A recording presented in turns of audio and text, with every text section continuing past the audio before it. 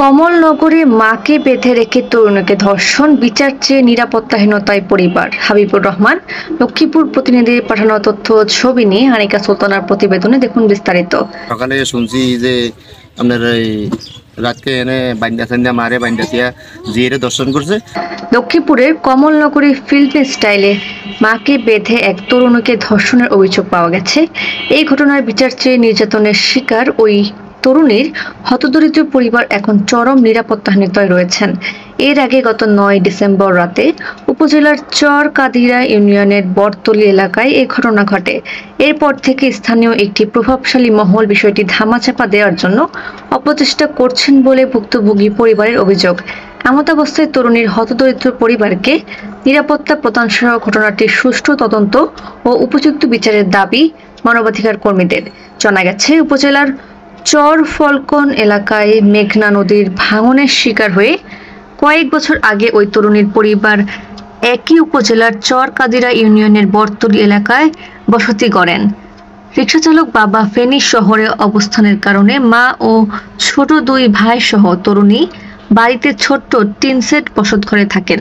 এতে করে এলাকার কিছু যুবকের কুনজর পড়ে তার উপর। ঘটনার দিন ৯ ডিসেম্বর গভীর রাতে ৫ যুবক হঠাৎ করে তরুণীর বসতঘরের দরজা ভেঙে ভিতরে ঢুকে প্রথমে তার মাকে হাত ও মুখ বেঁধে ফেলে। পরে তাদের মধ্যে থেকে একজন তরুণীর কক্ষে গিয়ে মুখ বেঁধে তাকে জোরপূর্বক ধর্ষণ করে। এক পর্যায়ে তাদের সঙ্গে থাকা স্বর্ণালংকার ছিনিয়ে নিয়ে তারা পালিয়ে যায়। নির্যাতনের শিকার তরুণটির মা জানান, ঘটনার দিন বিকেলে অপরিচিত কিছু যুবক বাড়িতে এসে পরিবারের সদস্যদের খোঁজ খবর নিয়ে যান। স্বামী বাড়িতে না থাকায় প্রতিদিনের মতো রাতের খাবার খেয়ে মেয়ে ও ২ শিশুপুত্রকে নিয়ে তিনি ঘুমিয়ে পড়েন।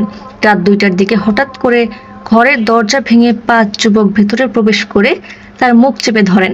এ সময় মোহাম্মদ রনি নামে প্রতিবেশী এক যুবককে তিনি চিনতে পেরে চিৎকার চেষ্টা করলে তার মুখে কাপড় গুঁজে দেন। পরে ৩ জন তার হাত বেঁধে রাখেন এবং ২ জন মেয়ের কক্ষে যান। এক পর্যায়ে তার মেয়েকে জোরপূর্বক ধর্ষণ করা হয়। এ সময় মেয়েকে রক্ষায় তিনি বারবার আকুতি করলেও তাদের মন গলেনি বলে তিনি জানান। তরুণীর মা আরও জানান, ঘটনা জানতে পরে সকালে তার স্বামী ফেনী থেকে বাড়িতে এসে এলাকাবাসীর কাছে ঘটনার বিচার দাবি করেন। এতে ক্ষিপ্ত হয়ে অভিযুক্ত রনি সহযোগীদের নিয়ে বাড়িতে এসে তাদেরকে হুমকি ধমকি দিয়ে স্থানীয়রা তাকে আটক করে ফেলে। এ সময় কামাল হোসেন নামে এক ব্যক্তি সেনা সদস্য পরিচয় দিয়ে রনিকে ছাড়িয়ে নেন। পরবর্তীতে বিএনপির স্থানীয় এক নেতা সহ প্রভাবশালী ব্যক্তিরা বিচারের নামে কালক্ষেপণ করতে থাকেন, কিন্তু অভিযুক্তের লোকজন তাদেরকে বিভিন্ন ধরনের ভয়ভীতি প্রদর্শন করে আশায় দিশেহারা হয়ে সোমবার তার স্বামী বাদী হয়ে সেনাবাহিনীর ক্যাম্পে একটি লিখিত অভিযোগ করেন। নির্যাতনের শিকার তরুণীর বাবা জানান, নদী ভাঙনের শিকার হয়ে তিনি সর্বস্ব হারিয়ে এখন রিকশা চালিয়ে কোনো রকম জীবিকা নির্বাহ করছেন। নিরীহ অসহায় অর্থ সংকট সহ স্থানীয়দের বিচারের আশ্বাসের কারণে থাকা পুলিশের দ্বারস্থ হননি।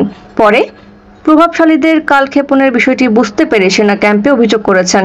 এদিকে হতদরিদ্র পরিবারের তরুণীকে ধর্ষণ ও অভিযুক্তদের লোকজনের হুমকি ধমকিতে পরিবার নিরাপত্তাহীনতায় থাকায় অসন্তোষ প্রকাশ করেছেন মানবাধিকার সংগঠনের নেতারা।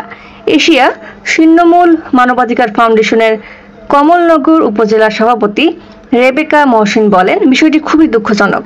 পরিবারের সদস্যদের নিরাপত্তা প্রদান সহ ঘটনার সুষ্ঠু তদন্ত ও বিচারের দাবি করছে। স্থানীয় চরকাদিরা ইউপি সদস্য ও ভারপ্রাপ্ত চেয়ারম্যান হারুনা রশিদ জানান, ঘটনাটি তিনি শুনেছেন এবং আইনি পদক্ষেপ নেওয়ার জন্য ভুক্তভোগী পরিবারকে পরামর্শ দিয়েছেন। আলেকজান্ডার সেনা ক্যাম্পের দায়িত্বপ্রাপ্ত কর্মকর্তা নাম প্রকাশ না করার শর্তে জানান, সোমবার তারা অভিযোগটি পেয়েছেন। সেনাবাহিনীর একটি গোয়েন্দা দল এ ব্যাপারে কাজ করছেন। কমলনগর থানার ভারপ্রাপ্ত কর্মকর্তা ওসি মোহাম্মদ তহিদুল ইসলাম জানান, ঘটনাটি তিনি শুনেননি, তবে খোঁজখবর নিচ্ছেন। আনিকা সুলতানা, দৈনিক প্রচেষ্টা news, PN TV online media, Sunamganj.